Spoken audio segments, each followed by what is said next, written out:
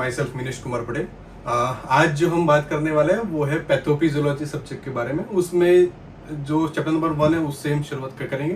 Chapter number 1 का जो पहला टॉपिक है वो क्या है, basic definition regarding the what is the pathophysiology, which type of term we can use during the pathophysiology subject learn. Yes, so now we will move to definition of pathophysiology. What is pathophysiology? तो pathophysiology जो पूरा word है उसको अगर हम बाइफर्गेट करते हैं दो वर्ड्स में तो उसमें दो वर्ड है एक्चुअली। कौन कौन से है? सो one is the pathology and second one is the physiology. Pathology plus physiology they combine together and they form the one word, it's called pathophysiology. So pathophysiology को समझने से पहले हम पैथोलॉजी क्या है वो समझ लेते हैं और फिजियोलॉजी क्या है वो एक बार हम समझ लेते हैं, तो उससे ज्यादा क्लियर हो जाएगा कि भाई पैथोफिजियोलॉजी सब्जेक्ट है तो उसमें हम करने क्या वाले पूरे सब्जेक्ट में। चलिए स्टार्ट करते हैं। सो what is the pathology? So pathology में भी दो और वर्ड है। कौन कौन से? पैथोलॉजी में one word is the patho और दूसरा क्या है? लोगस। दूसरा वर्ड कौन सा हुआ? लोगस। अभी पैथो का मीनिंग क्या होगा? तो patho means the abnormality, patho means the suffering from the some disorder और सम डिजीज, और patho means disease. So abnormality, suffering और डिजीज बोल सकते हैं हम पैथो को। लोगस का मीनिंग क्या होगा इंग्लिश में? To study. तो क्या हुआ definition? What is the pathology? Pathology means is a study of abnormality और डिजीज। या तो क्या पढ़ेंगे उसके बारे में? या तो एबनॉर्मालिटी और डिजीज। कहां पे होगा एबनॉर्मालिटी? पैर। या तो डिजीज कहां पे डेवलप हुआ होगा? है ना, बॉडी के अंदर। सो द एबनॉर्मालिटी और the disease into anatomy, body का जो स्ट्रक्चर है वहां पे कुछ एबनॉर्मालिटी हुई है, या तो फिजियोलॉजी, या तो बॉडी के फंक्शंस, या तो ऑर्गन के जो फंक्शन है वहां पे कुछ एबनॉर्मलिटी प्रोड्यूस हो गई है, तो वो क्या हुआ? पैथोलॉजी। सो सिंप्लीफाई करते हैं और पैथोलॉजी का मीनिंग क्या होगा? Pathology is a study of abnormality और the disease into anatomy and physiology. Already अपने anatomy physiology word subject already आपने पढ़ा हुआ है, तो उसके बारे में हम नई डिटेल में जाएंगे। सो ये क्या हुआ? पैथोलॉजी। दूसरा जो वर्ड छुपा हुआ है पैथोफिजियोलॉजी वर्ड में वो कौन सा है? फिजियोलॉजी। फिजियोलॉजी का मीनिंग क्या होगा? तो physiology means is a study of normal functions of the organ of human body. Then physiology का मीनिंग क्या होगा? ऐसा सब्जेक्ट जहां पे हम क्या पढ़ेंगे?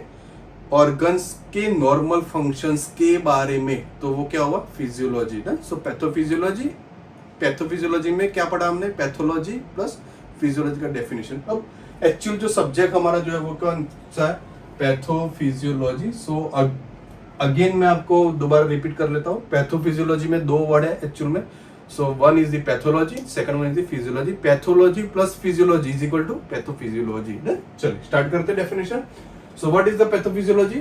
सो pathophysiology is a study of disorder और abnormal function of the organ. क्या हुआ? Pathophysiology means is a study of disorder or abnormal function of the organ in disease. Disease की वजह से जो abnormalities प्रोड्यूस हुई ऑर्गन्स में या बॉडी के अंदर, उसके बारे में हम जो पढ़ेंगे वो क्या हुआ? पैथोफिजियोलॉजी। सिंपल। चलिए चौथा डेफिनेशन कौन सा याद रखना है हमको पैथोफिजियोलॉजी में? तो वो है इटियोलॉजी। इटियोलॉजी किसी भी डिजीज के लिए लिखना वो कंपलसरी चीज है, वो लिखना ही पड़ता है। डिजीज इटियोलॉजी का मीनिंग क्या होगा? कॉजेटिव फैक्टर्स, कि किस वजह से ये डिजीज हुआ, कौन सा कल्प्रिट है जो उसकी वजह से ये डिजीज हुआ। एग्जांपल के तौर पे लेते हैं, मान लो कि एक बेसिला है, माइकोबैक्टीरियम ट्यूबरक्यूलाई, है ना, माइकोबैक्टीरियम लेप्राई या कोई भी बेसिला है। तो माइकोबैक्टीरियम ट्यूबरक्यूलाई क्या हुआ? पॉजिटिव एजेंट हुआ। अब उसकी वजह से क्या हुआ? तो उसकी वजह से पेशेंट को क्या हुआ? टीबी हुआ। डन। सो जो बैक्टीरिया जो रहा माइकोबैक्टीरियम ट्यूबरक्यूलाई वो क्या हुआ? इटियोलॉजिकल फैक्टर हुआ for the development of the disease. So वो इटियोलॉजी। सो क्या होगा? इटियोलॉजी का मीनिंग क्या होगा? Causes. So where the causal factor which is responsible for the disease development, वो क्या हुआ? इटियोलॉजिकल। यहाँ पे एग्जाम में जब भी कोई मान लो कि टीबी का इटियोलॉजी पूछा जाता है तो इटियोलॉजी में बस वो फैक्टर के नाम ही लिखने हैं, उसको एलोबरेट नहीं करना है कि कैसे मतलब वो कैसे प्रोड्यूस कर रहा है, वो बाद में हम कर सकते हैं कोई और टॉपिक के ऊपर बाद में। इसमें सिर्फ फैक्टर के नाम लिख के छोड़ देना है कि ये कॉजेटिव फैक्टर है जो डिजीज करवाते हैं या करते हैं। चलिए पांचवा डेफिनेशन जो हमारे पास है वो कौन सा है, पैथोजिनेसिस। पैथोजिनेसिस भी एक be include in the complete pathophysiology of the any disease. कोई भी डिजीज हम पैथोफिजियोलॉजी लिखते हैं डिजीज का तो उसमें पैथोजिनेसिस ऑलवेज हम लिखते ही है।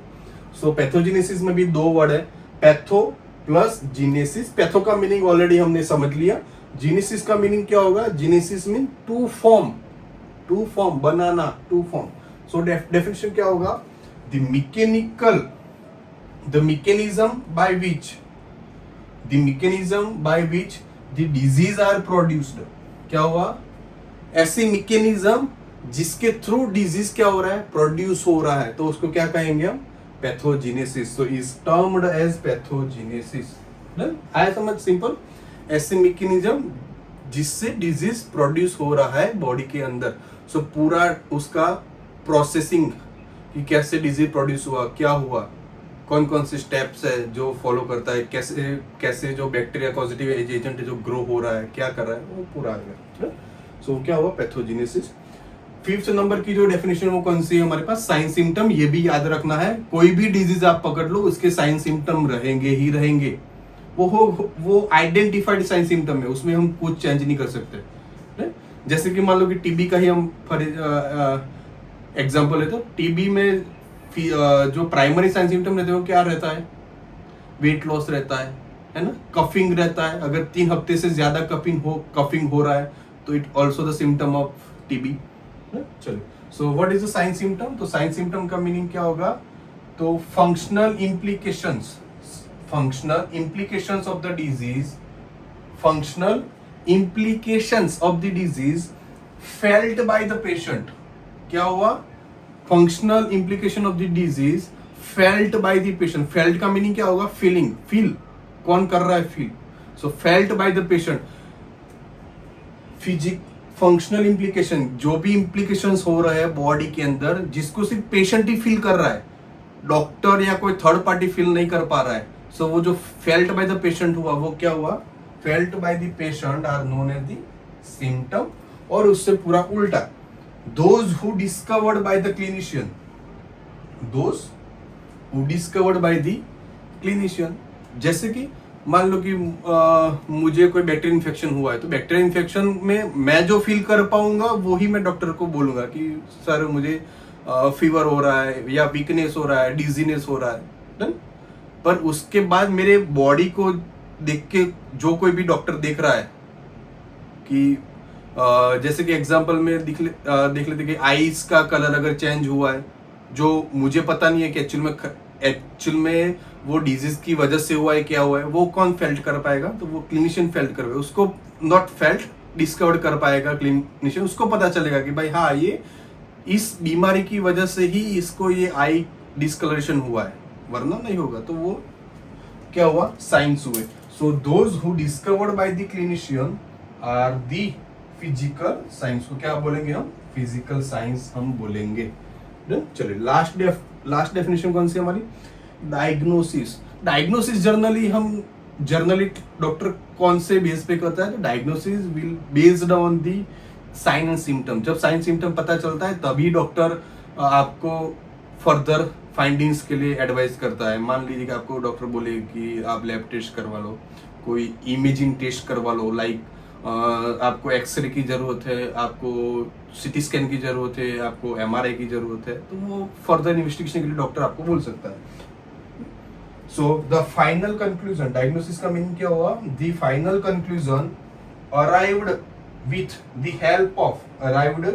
with the help of sign symptom and other investigational findings। other investigational findings क्या हो गए, तो ये ही सारे कि डॉक्टर ने उसको बोला कि तुम सीबीसी करवा लो, तुम ये ब्लड टेस्ट करवा लो, इस टाइप का टेस्ट करवा लो, सीटी स्कैन करवा लो, एक्सरे करवा लो, एमआरआई करवा लो, ये so those are the other investigational findings of the disease. तो वो क्या हुआ, डायग्नोसिस हुआ। अब ये हुआ क्यों, क्यों डॉक्टर ने साइन सिम्टम्स भी देखे और अदर इन्वेस्टिगेटिव फाइंडिंग्स भी करवाए पेशेंट के पास से, बिकॉज कि डॉक्टर एक्चुअल डायग्नोसिस पे पहुंच जाएगी, yes the patient have the this type of the disease, so वहां पे उसको हम बोलते हैं डायग्नोसिस पूरा, but the diagnosis which depends on the sign symptom and the other basic findings, तो वो क्या हुआ, डायग्नोसिस हुआ, done. So this is the whole about the basic definitions from the pathophysiology subject, जो हमको पूरा जब तक सब्जेक्ट खत्म ना हो तब तक ये सारी डेफिनेशन याद रखनी है। हर बार यही टर्म हम यूज करेंगे हर डिजीज के लिए। What is the etiological factor of the cell injury? What is the etiological factor of the inflammation? What is the etiological factor of TB? What is the sign symptom of Alzheimer? What is the sign symptom of Parkinson's? What is the sign symptom of stroke? है ना? तो ये सब terms जो है वो हम through out the subject हम अप्लाई करेंगे हर एक डिजीज के लिए। So thank you for watching a video, thank you.